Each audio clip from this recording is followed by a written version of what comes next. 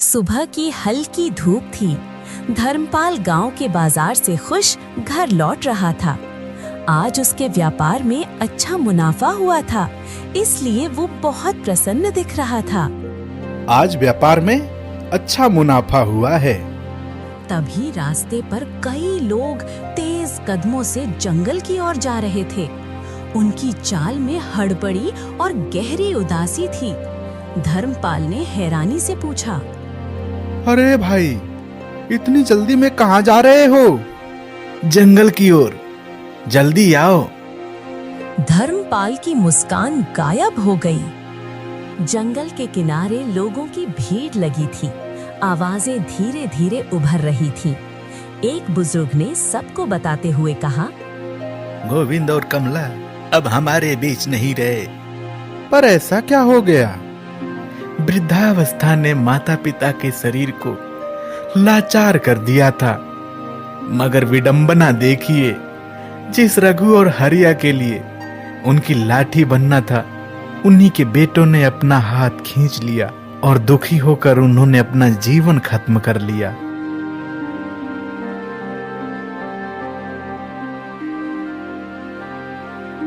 धर्मपाल अंदर आया, लेकिन उसके चेहरे पर उदासी थी। क्या हुआ जी? आप इतने चुप क्यों हैं? फिर धर्मपाल ने गोविंद और कमला के साथ उनके बेटों के किए कारनामों को बताया। सावित्री ने ध्यान से सुना। वो गहरी सांस लेकर धर्मपाल से बोली, आप चिंता मत कीजिए। हर इंसान एक जैसा नहीं होता। हमारे बेटे आज्ञाकारी हैं और वो तो हमेशा हमारा सम्मान करते हैं। एक शाम धर्मपाल घर के आंगन में चारपाई पर बैठे थे। उनकी पत्नी सावित्री पास में बैठी थी। चारों बेटे पिताजी के पास आए। सबके चेहरों पर उत्साह था। पिताजी, मैं दूसरी गांव जाकर व्यापार करना चाहता हूँ। पिताजी, मैं पास के गांव में लकड़ी का व्यापार करूंगा। वहाँ पेड़ों की लकड़ी आसानी से मिलती है और उससे अच्छा लाभ भी हो सकता है। पिताजी, मुझे पशुपालन करना है। मैं गाय भैंस पालूंगा और उनका दूध बेचूंगा। इससे हमारा नाम भी होगा और लोगों को फायदा भी मिलेगा। पिताजी, मुझे खेती करना पसंद है। मैं कुछ जमीन खरीदकर उसमें सब्जियां उगाऊंगा। आजकल सब्जियों में मुनाफा ज्यादा है। धर्मपाल को ये सब देखकर बहुत अच्छा लगता है और उसकी पत्नी सावित्री भी बहुत खुश होती है। अब धर्मपाल चारों बेटों में अपने धन को बराबर बराबर बांट देता है। सभी बेटे अपने अपने काम के लिए निकल जाते हैं। देखना, हमारे बेटे खूब अच्छे से मेहनत करेंगे और आपकी तरह सफल बनेंगे। हाँ, मुझे भी यही लगता है। धर्मपाल और सावित्री दोनों के दिलों में संतोष और गर्व था। अब मुझे चिंता नहीं है। जब बेटे मेहनत करते हैं तो माँ बाप का बुढ़ापा भी सुखमय हो जाता है। सच कहा सावित्री। मेहनती और आज्ञाकारी बेटों से बड़ी दौलत इस दुनिया में और कुछ नहीं है।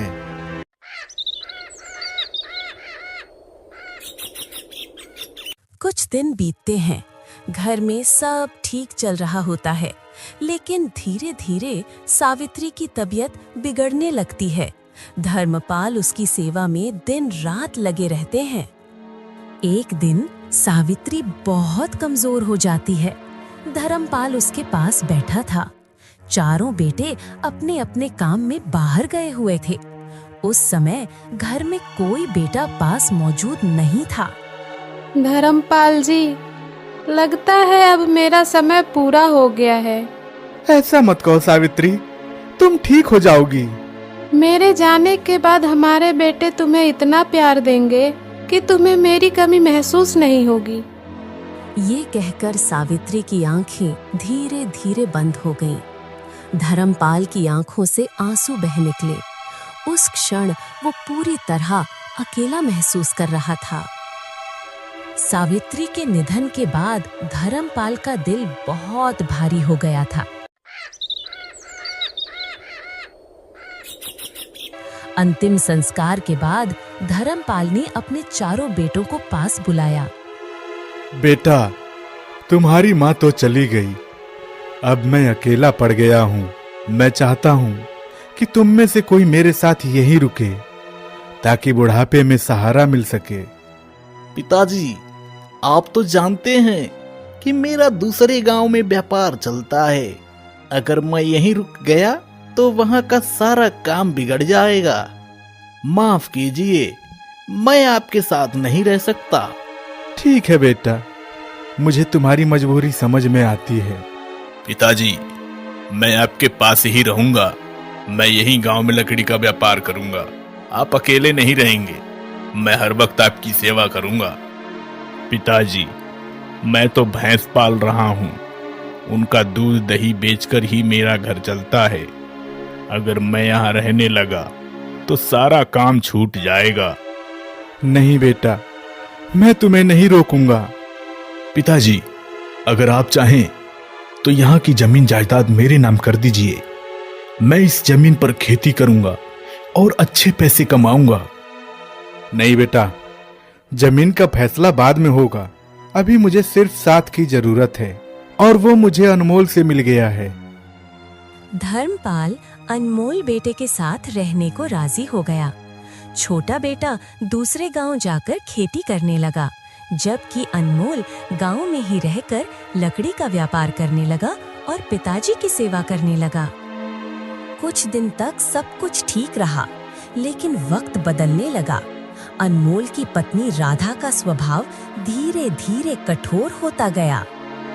जहां एक बहू को अपने ससुर की सेवा करनी चाहिए थी, वहीं राधा धर्मपाल से कटु वचन बोलने लगी। कई बार तो उसने उन्हें खाना तक नहीं दिया। धर्मपाल भूखा सो जाता, लेकिन कभी शिकायत न करता। आखिरकार एक दिन धर्मपाल का दिल भर आया। वो कांपते हाथों से अपने बेटे अनमोल के पास पहुंचे। बेटा अनमोल, तेरी माँ के गुजर जाने के बाद मैं बस तेरे सहारे जी रहा हूँ, पर तेरी पत्नी मुझसे बहुत बुरा बर्ताव करती है। कई बार तो मुझे खाना भी नहीं देती। बेटा, क्या मैं इतना बोझ बन गया हूँ कि अब 2 निवाले भी मुझसे छीन लिए जाएं? धर्मपाल की आंखों से आंसू बह रहे थे। वो उम्मीद कर रहे थे कि अनमोल उन्हें गले लगा लेगा, दिलासा देगा, लेकिन हुआ इसके उलट। बस करो पिताजी, हर बार राधा की शिकायत मेरे पास मत लाओ। आपको खाना चाहिए, आराम चाहिए, सेवा चाहिए। आखिर कब तक? अब मैं अपनी जिंदगी जीना चाहता हूँ। आपसे ज्यादा मुझे अपनी पत्नी की इज्जत और घर की शांति प्यारी है। अगर आपको यहाँ रहना मुश्किल लगता है तो आप कोई दूसरा ठिकाना ढूंढ लो। ये शब्द सुनकर धर्मपाल का दिल चूर चूर हो गया। जिस बेटे के लिए उन्होंने अपनी पूरी जिंदगी लगा दी, आज वही बेटा अपने पिता को बोझ समझने लगा। धर्मपाल की आंखें भर आईं, गला रुंध गया और वे वहीं जमीन पर बैठकर बुदबुदाने लगे। हे भगवान, क्या यही दिन दिखाने बाकी रह गए थे? अनमोल के कठोर शब्दों ने धर्मपाल का दिल छलनी कर दिया। आंखों से आंसू बहते रहे और कदम डगमगाने लगे। बहुत दुखी होकर वो अपना घर छोड़कर दूसरे बेटे हीरा के पास जाने निकल पड़े। चलते चलते जब वो गांव के चौपाल के पास पहुंचे तो सामने से मुखिया जी आ गए। मुखिया जी पहले से ही जानते थे कि धर्मपाल के साथ उनके बेटे का व्यवहार अच्छा नहीं है। अरे भाई धर्मपाल, ये तुम कहाँ जा रहे हो इस तरह? चेहरा उदास है, आंखें सूनी है। क्या अनमोल ने फिर से तुम्हारे साथ कुछ बुरा किया? धर्मपाल रुक गए। उनके होंठ कांप रहे थे, आंखें भर आईं। कुछ पल चुप रहने के बाद उन्होंने टूटी हुई आवाज में जवाब दिया। मुखिया जी, आप तो सब जानते ही हैं, जिस बेटे के लिए मैंने अपना सब कुछ निछावर कर दिया, आज उसी के घर में मैं बोझ बन गया हूँ। राधा मुझे खाना तक नहीं देती और अनमोल, उसने तो मुझे कह दिया कि मैं घर छोड़ दूं। बस यही सोचकर अपने दूसरे बेटे रघुनाथ के पास जा रहा हूँ। शायद वहां मेरे लिए 2 निवाले और थोड़ी बहुत इज्जत बची हो। ये कहते कहते धर्मपाल की आंखों से आंसू छलक पड़े। मुखिया जी गहरी सांस लेकर धर्मपाल की ओर देख रहे थे। उनके दिल में भी पीड़ा थी, क्योंकि पिता का अपमान देखना किसी के लिए भी असहनीय था। धर्मपाल का दिल पहले ही टूट चुका था। अनमोल के घर से निकले अभी कुछ ही समय हुआ था। कांपते हुए कदमों से वो गांव की गलियों से गुजरता हुआ अपने दूसरे बेटे रघुनाथ के घर पहुंचा। घर के बाहर ही रघुनाथ खड़ा था। धर्मपाल की आंखों में आंसू थे, दिल में दर्द का तूफान। बेटा रघुनाथ, मैं थक चुका हूँ। तेरी माँ नहीं रही, अनमोल के लिए भी मैं बोझ बन चुका था। मैं तेरे पास आया हूँ सिर्फ 2 वक्त की रोटी और बुढ़ापे में एक छाया मांगने आया हूँ।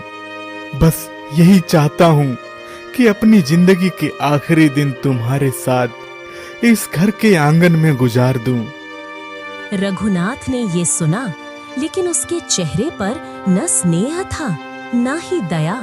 उसने कठोर स्वर में जवाब दिया, पिताजी, जब मैंने आपसे खेत और जमीन मांगी थी तो आपने सब कुछ अनमोल को दे दिया था। आज वही बेटा आपको नहीं रख पा रहा तो आप मेरे पास क्यों आए हैं? जाइए, मेरे पास आपके लिए कुछ नहीं है। अगर रहना ही है तो बड़े भैया अनमोल के पास रहिए। ये शब्द बिजली की तरह धर्मपाल के दिल पर गिरे। बेटा, तो क्या मैं अब अपने ही घर से बेघर हो गया? जिस बेटे को अपनी गोद में खिलाया उसी की जुबान से सुनना पड़ रहा है कि मैं कहीं का नहीं रहा। इतने में घर के अंदर से रघुनाथ की पत्नी भी बाहर आ गई। उसने भी सुन लिया, लेकिन उसके चेहरे पर कोई सहानुभूति नहीं थी, बल्कि कठोरता थी। सुन लीजिए पिताजी, यहाँ कोई जगह नहीं है आपके लिए। बूढ़ा शरीर, भूखा और बीमारी, हम पर बोझ क्यों डालना चाहते हो? जाइए, जहाँ चाहे वहाँ रहिए। हमारे घर का दरवाजा आपके लिए बंद है। धर्मपाल की आंखें आसमान की ओर उठ गईं। उसकी सांसें भारी हो गईं, मानो दिल पूरी तरह चकनाचूर हो गया हो। हे भगवान, बेटा बोझ समझेगा, बहुत उत्कारेगी, तो मेरे जीने का मकसद ही क्या रह गया? काश सावित्री की बात सच होती कि बेटे मेरी कमी पूरा कर देंगे, पर आज तो मेरी सारी दुनिया उजड़ गई। ये कहते कहते धर्मपाल वहीं घर के बाहर जमीन पर बैठ गए। उनका दिल रो रो कर आसमान से सवाल करने लगा। गांव के कुछ लोग दूर से ये दृश्य देख रहे थे और उनके दिल भी कांप उठे। कोई बूढ़ा पिता अपने ही बेटों से दुत्कारा जाए, ये सोचकर पूरी फिजा गमगीन हो गई। रघुनाथ के कठोर शब्दों से टूट चुके धर्मपाल थके थके कदमों से आगे बढ़े। उनके दिल में बस यही उम्मीद थी कि शायद उनका तीसरा बेटा घुरहु उन्हें अपनाएगा। जैसे ही धर्मपाल घुरहु के घर पहुंचे, घुरहु ने दूर से ही अपने पिता को देखा। उसके चेहरे पर खुशी चमक उठी। आइए पिताजी, आइए, आप आ गए। मैं तो अपनी गायों को चारा डालकर आया हूँ। बेटा, तो तू अब पशुपालन में जुटा है। कैसा चल रहा है तेरा धंधा? हाँ पिताजी, सब ठीक है। गाय भैंस का दूध बेचकर घर अच्छे से चल रहा है। मेहनत तो करनी पड़ती है, मगर सुख भी मिलता है। घुरहु ने अपने पिता का हाथ पकड़कर उन्हें घर के आंगन में बैठाया, फिर अपनी पत्नी को आवाज दी। सुनीता, पिताजी आए हैं, जरा पानी तो ले आओ, उनके लिए कुछ बना भी देना। कुछ ही देर में सुनीता बाहर आई। उसने श्रद्धा से धर्मपाल के सामने पानी रखा। धर्मपाल ने कांपते हाथों से लोटा उठाया और पानी पिया। पानी देने के बाद सुनीता चुपचाप घर के अंदर चली गई। आंगन में बस धर्मपाल और घुरहु रह गए। शुक्र है भगवान, कम से कम ये बेटा तो मुझे देखकर खुश हुआ। शायद अब थोड़ी शांति मिल जाए।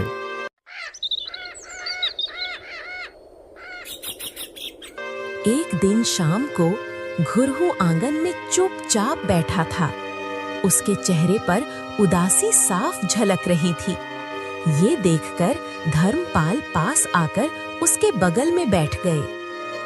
पता है बेटा, बचपन में जब तू उदास होता था तो मैं तुझे अपने कंधे पर बैठा करके गांव के मेले में घुमाया करता था और तू गुब्बारे लेकर कितना खुश हो जाता था। और मैं तुझे मिठाई की दुकान से जलेबी दिलाता था तो तेरे चेहरे की खुशी देखकर मेरी सारी थकावट मिट जाती थी। धर्मपाल की आंखों में चमक थी, मानो वे उन सुनहरी यादों को फिर से जी रहे हों। याद है बेटा, जब तूने पहली बार मिट्टी का खिलौना घोड़ा खरीदा था, उसे पकड़े पकड़े तू सो गया था और मैं सारी रात तुझे अपनी गोदी में सुलाता रहा। धर्मपाल की बातें सुनकर हवा में एक पल के लिए मिठास घुल गई, मगर घुरहु का चेहरा अब भी उदास था। क्या बात है बेटा, मैं तो तुझे हंसाने की कोशिश कर रहा हूँ, पर तेरे चेहरे से तो उदासी हट ही नहीं रही। क्या कोई परेशानी है? मुझसे क्यों नहीं कहता? धर्मपाल का दिल कसक उठा। उसने सोचा कि इतने प्यार और पुरानी यादों के बावजूद भी बेटा खुश क्यों नहीं है। उसे समझ आ रहा था कि कहीं न कहीं घुरहु भी किसी बोझ तले दबा है, लेकिन वो खुलकर कह नहीं पा रहा। क्या हुआ बेटा, तू ऐसे क्यों बैठा है? मैं देख रहा हूँ कि तेरे चेहरे से खुशी गायब हो गई है। मुझे बता, तेरे दिल में क्या है? धर्मपाल की आवाज में सच्ची चिंता और अपनापन था, लेकिन घुरहु का जवाब सुनकर उनका दिल कांप गया। सच कहूं पिताजी, मेरा काम धंधा अब बिल्कुल नहीं चल रहा और इसका कारण आप ही हो। जब से आप हमारे घर आए हो तब से सब कुछ बिगड़ गया है। गांव के लोग कहते हैं कि मेरे घर में पनौती आ गई है और सच मानिए मुझे भी यही लगने लगा है। आप मेरे लिए बोझ बन गए हैं। ये शब्द सुनकर धर्मपाल का दिल जैसे चीर दिया गया। जिस बेटे के लिए उन्होंने अपना खून पसीना बहाया, आज वही बेटा अपने पिता को पनौती कह रहा था। बेटा, तूने ये क्या कह दिया? जब तू छोटा था और रोता था तो मैं तुझे कंधे पर बिठा करके मेला ले जाता था।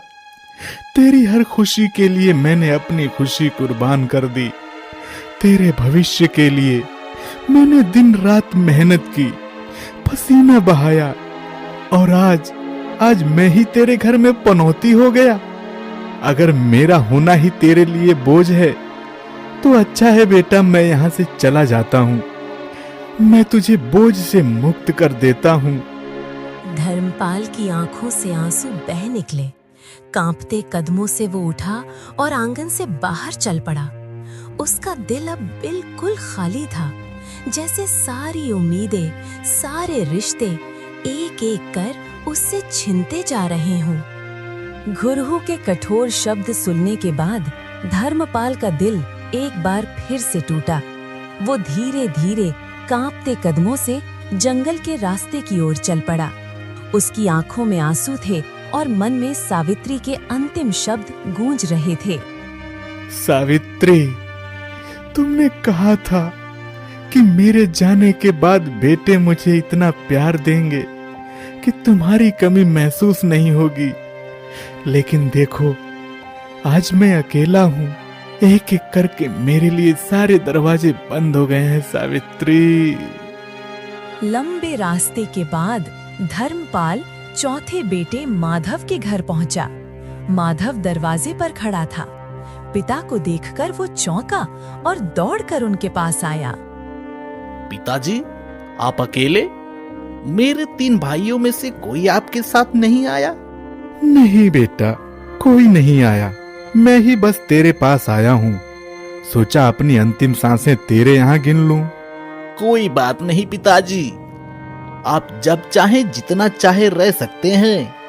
ये आपका ही घर है। धर्मपाल की आंखों में हल्की चमक आई। इतने दिनों बाद किसी बेटे ने उन्हें अपनाने की बात कही थी। लेकिन घर के भीतर माधव की पत्नी सब सुन रही थी। उसके चेहरे पर झुंझलाहट थी। वो गुस्से में माधव को अंदर बुलाती है। क्या बोल रहे थे? जितना चाहे उतना दिन रह सकते हैं। जरा समझो भाग्यवान, पिताजी जितने बड़े व्यापारी थे, जरूर बुढ़ापे के लिए कहीं न कहीं धन छिपाए होंगे। ठीक है, जैसा आप कहें। अगर हम सेवा करेंगे तो हमें जरूर मिलेगा। माधव चुपचाप पत्नी की बात सुनता रहा। धर्मपाल आंगन में खड़ा था। उसे इन बातों का अंदाजा नहीं था। वो सोच रहा था कि शायद उसे अब एक सहारा मिल गया है, लेकिन तकदीर ने उसके लिए क्या लिखा है, ये उसे अभी नहीं पता था।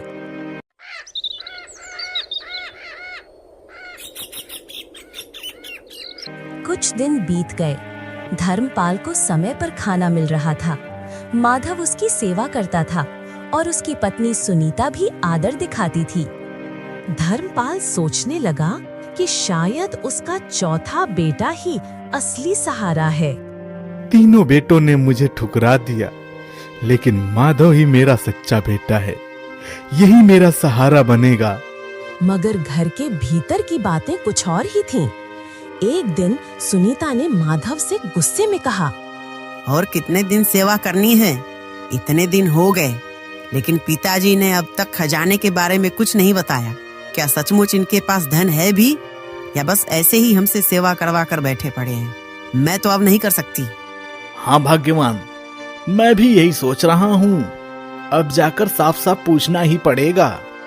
अगले ही पल माधव बाहर आया।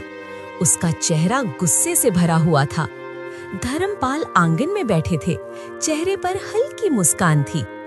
पिताजी, आपने कहीं धन छुपाया है तो साफ साफ बता दीजिए, वरना हमसे अब और नहीं हो पाएगा। ये सुनते ही धर्मपाल का दिल टूट गया। वो समझ गए कि बेटा और बहू अब तक सिर्फ स्वार्थ के लिए उनकी सेवा कर रहे थे। ओह, तो यह सब दिखावटी था। मैंने सोचा कि तू ही मेरा सहारा बनेगा, लेकिन तू भी धन और खजाने की लालच में मेरी सेवा करता रहा। बेटा, मेरे पास तो तेरे लिए कोई खजाना नहीं है। अगर मैं तेरे लिए बोझ हूं तो अच्छा है, मैं यहाँ से चला जाता हूँ। धर्मपाल के शब्दों में इतनी पीड़ा थी कि आंगन की हवा भी भारी हो गई। वो उठे और घर से बाहर निकल पड़े। पीछे से सुनीता ने ताने मारते हुए कहा, देखिए जी, कहीं बाहर जाकर कोई उल्टा सीधा काम न कर लें। अरे छोड़ो, हमारे घर आकर बैठे खा रहे थे, खजाने के बारे में ही तो पूछ रहे थे। इसमें बुरा मानने की क्या बात थी? माधव की ये बातें धर्मपाल के कानों तक पहुंच गईं। उनका दिल और भी भारी हो गया। आंखों से आंसू बहने लगे। कांपते पैरों से वे जंगल की ओर बढ़ने लगे। जंगल के घने पेड़ों के बीच से चलते चलते धर्मपाल के कदम रुक गए। एक छोटे से तालाब के किनारे वो बैठ गया। वहां बैठते ही उसे गोविंद और कमला की याद आ गई। वही गोविंद और कमला जिनकी कहानी सुनकर कभी वो डर गया था, आज वही दर्द उसकी अपनी जिंदगी में उतर आया था। सावित्री, देखो तुम्हारे धर्मपाल का क्या हाल हो गया है। तुम कहती थी ना कि हमारे बेटे हमारी सेवा करेंगे, हमारे बुढ़ापे में सहारा बनेंगे। देख लो, तुम्हारे बेटों ने क्या किया है। उसके शब्द हवा में तैरते हुए पेड़ों से टकराकर लौट रहे थे। उसकी सांसें भारी हो गई थीं। तुम्हारी बातों पर भरोसा करके मैंने सब कुछ अपने बेटों को दे दिया। अपना खून पसीना, अपनी दौलत, अपने सपने, सब कुछ दे दिया। और आज मैं इस जंगल के किनारे अकेला बैठा हूँ। न घर है, न सहारा। सावित्री, तुम्हारी बात गलत निकली। हमारे बेटे सबने मुझे बोझ समझा। धर्मपाल की आंखों से आंसू बहते बहते उसकी हथेलियों में गिरने लगे। उसने हाथ जोड़कर तालाब के पानी में देखा। पानी में उसका चेहरा टूटा फूटा आंसुओं से भीगा हुआ दिखाई दे रहा था। अब तो कुछ नहीं बचा सावित्री, मैं भी तुम्हारे पास आ रहा हूँ। इस जीवन में अब मेरे लिए कुछ नहीं रहा। देख लो तुम्हारे बेटों ने क्या कर दिया। मेरा दिल अब और नहीं सह सकता। वो तालाब के किनारे घुटनों में सिर डालकर बैठ गया। उसका शरीर कांप रहा था और हवा में एक ऐसी चुप्पी फैल गई थी कि पेड़ भी रोते हुए लग रहे थे। उसकी आवाज धीमे धीमे कांपते हुए एक फुसफुसाहट में बदल गई। हे भगवान, ये कैसा समय दिखा दिया। तालाब के पास बैठे उस बूढ़े की सिसकियां सुनकर ऐसा लगता था मानो जंगल भी दर्द से भर गया हो। उधर गांव का एक सीधा साधा नौजवान बिरजू खेत से लकड़ी काट कर ला रहा था। उसके कंधे पर लकड़ियों का गट्ठर था और चेहरे पर हल्की मुस्कान। आज तो बहुत लकड़ियां काट ली, पहले जाकर तालाब में नहाऊंगा, शरीर भी ठंडा हो जाएगा। अरे भाई, ठंडे पानी में नहाने का मजा ही कुछ और है। अरे ठंडे ठंडे पानी में नहाना चाहिए। वो धीरे धीरे तालाब की ओर बढ़ रहा था कि अचानक उसे एक अजीब सी आवाज सुनाई दी। ये कैसी आवाज है? कोई रो रहा है क्या? बिरजू ने तालाब की ओर दौड़कर देखा। वहाँ धर्मपाल तालाब के किनारे खड़े थे, कांपते हुए, आंखों से आंसू बह रहे थे। वो धीरे धीरे पानी की तरफ झुक रहे थे, मानो सब कुछ खत्म करने का मन बना चुके हों। अरे बाबा, ये क्या कर रहे हो? इतनी उम्र हो गई, आपको ये शोभा नहीं देता। बिरजू ने दौड़कर धर्मपाल का हाथ पकड़ लिया और उन्हें पीछे खींच लिया। बेटा, मैंने अपने बेटों को सब कुछ दे दिया। सोचा था कि बुढ़ापे में सहारा मिलेगा, पर मेरे चारों बेटे मुझे बोझ समझने लगे। अब मेरे जीने का कोई सहारा नहीं है। धर्मपाल की बातें सुनकर बिरजू का दिल पिघल गया। छोड़िए बाबा, सब भगवान पर छोड़ दीजिए। चलिए मेरे घर चलिए, मैं आपके लिए बेटा बनूंगा। बेटा, जब मैं अपने ही बेटों पर इतना बड़ा बोझ था, तो मैं तुम पर बोझ कैसे बन सकता हूँ? बाबा, आप बोझ नहीं हैं, आपका अनुभव, आपका आशीर्वाद ही मेरे लिए खजाना है। चलिए मेरे साथ चलिए, बात करते हैं। लंबे समय के बाद धर्मपाल के चेहरे पर हल्की सी मुस्कान आई। बिरजू ने उनका हाथ पकड़ा और धीरे धीरे उन्हें अपने घर की ओर ले चला। जंगल की हवा भी जैसे इस दृश्य को देखकर नरम हो गई। बिरजू बाबा को लेकर अपने घर पहुंचा। घर के आंगन में उसके बड़े भैया पहले से खड़े थे। उन्होंने बाबा को देखा और हैरान होकर पूछा, अरे बिरजू, ये कौन है? भैया, ये पास के गांव के धर्मपाल बाबा हैं। इनका कोई सहारा नहीं रहा, तो मैं इन्हें अपने घर ले आया हूँ। बड़े भैया ने एक नजर बाबा की ओर देखा और फिर बिरजू के कंधे पर हाथ रख दिया। तुमने बहुत अच्छा किया बिरजू, सच में यह तो बहुत अच्छा काम है। और हाँ, मैं तुम्हें बताना चाहता हूँ, मैं और तुम्हारी भाभी शहर जा रहे हैं कुछ काम के सिलसिले में। तुम लोग अच्छे से रहना और बाबा की सेवा में कोई कमी मत करना। इतना कहकर बड़े भैया ने अपनी जेब से कुछ पैसे निकाले और बिरजू को दिए। ये लो कुछ धन, इनका सही उपयोग करना। और हाँ भाई, हमारे पिता नहीं हैं तो क्या हुआ, आज से यही हमारे पिता रहेंगे। ये सुनते ही धर्मपाल की आंखों से आंसू की धार बह निकली।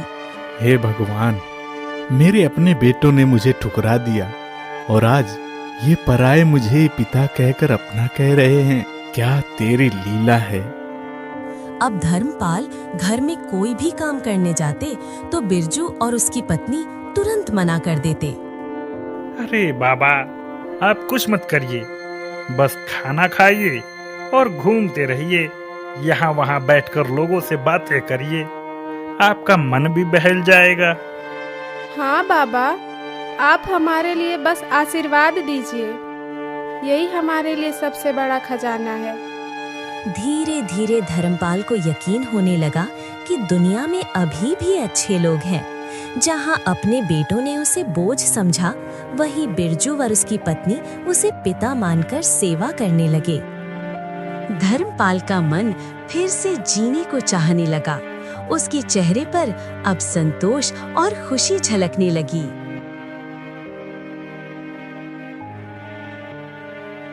कई दिन बीत गए। बिरजू और उसकी पत्नी की देखभाल में धर्मपाल का मन हल्का हो गया था, पर बुढ़ापा धीरे धीरे अपना असर दिखाने लगा। एक दिन धर्मपाल बहुत कमजोर हो गए। उन्होंने बिरजू को अपने पास बुलाया। बेटा बिरजू, लगता है अब मैं ज्यादा दिन तक नहीं जी पाऊंगा। मेरी एक आखिरी इच्छा है, मेरे मरने के बाद तुम सेठ धनीचंद के पास चले जाना। मेरे जीवन की आधी कमाई मैंने उन्हीं के पास जमा कर रखी है, वह सब तुम ही ले लेना। नहीं बाबा, ये सब तो आपके चारों बेटों का हक है, मैं कैसे ले सकता हूँ?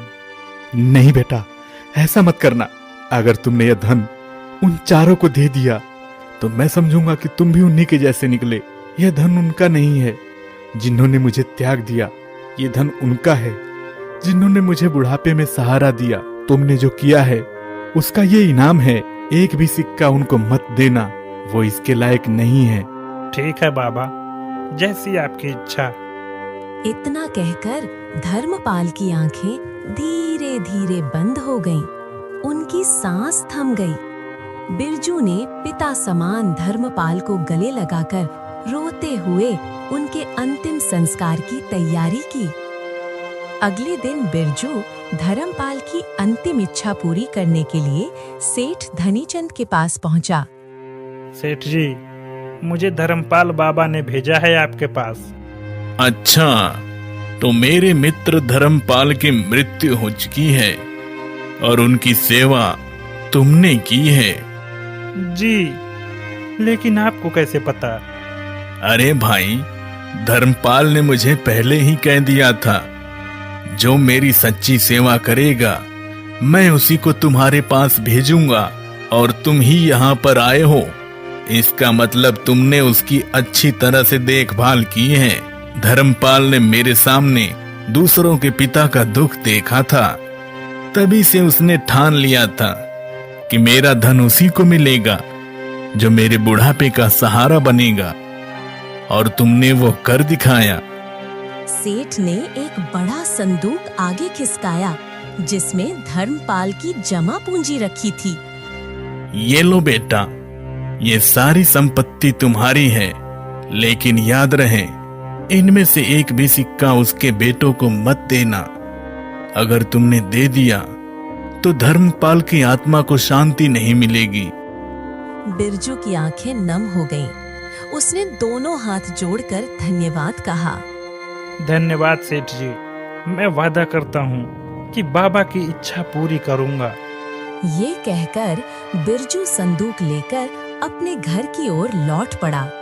उसके दिल में गर्व था कि उसने एक बूढ़े पिता को सम्मान दिया और उनका आशीर्वाद उसके जीवन की सबसे बड़ी दौलत बन गया। बिरजू ने धर्मपाल की आखिरी इच्छा का मान रखा। उसने धन को सही ढंग से लगाया, बड़ा घर बनाया, जमीन खरीदी और मेहनत से वो गांव का सबसे बड़ा धनी बन गया। ये खबर धर्मपाल के चारों बेटों तक पहुंची। लालच से उनकी आंखें चमक उठी और वे सीधे बिरजू के दरवाजे पर जा पहुंचे। सुन बिरजू, जिस धन से तू इतना बड़ा आदमी बना है वो असल में हमारा है। ये सब हमारे पिता का धन था, अब हमें हमारा हिस्सा लौटा दे। हाँ, इस धन पर हमारा अधिकार है। तू कौन होता है इसे हड़पने वाला? बिरजू ने गहरी सांस ली और उनकी आंखों में सीधे देखा। फिर ठंडी मगर कठोर आवाज में बोला, अधिकार? तुम्हें अधिकार की बातें करने की भी हिम्मत है? जब वही पिता भूखे प्यासे दर दर भटक रहे थे, तब तुमने उनके लिए दरवाजा बंद कर दिया। तब क्यों नहीं याद आया था कि वो तुम्हारे पिता हैं? आज उनके धन पर दावा करने आए हो। शर्म आनी चाहिए तुम्हें। गलतियां हो जाती हैं बिरजू, पर पिता का धन तो आखिरकार बेटों का ही होता है। नालायक, पिता का धन उनका होता है जिन्होंने उनकी सेवा की है, जिन्होंने उनके बुढ़ापे का सहारा बना हो।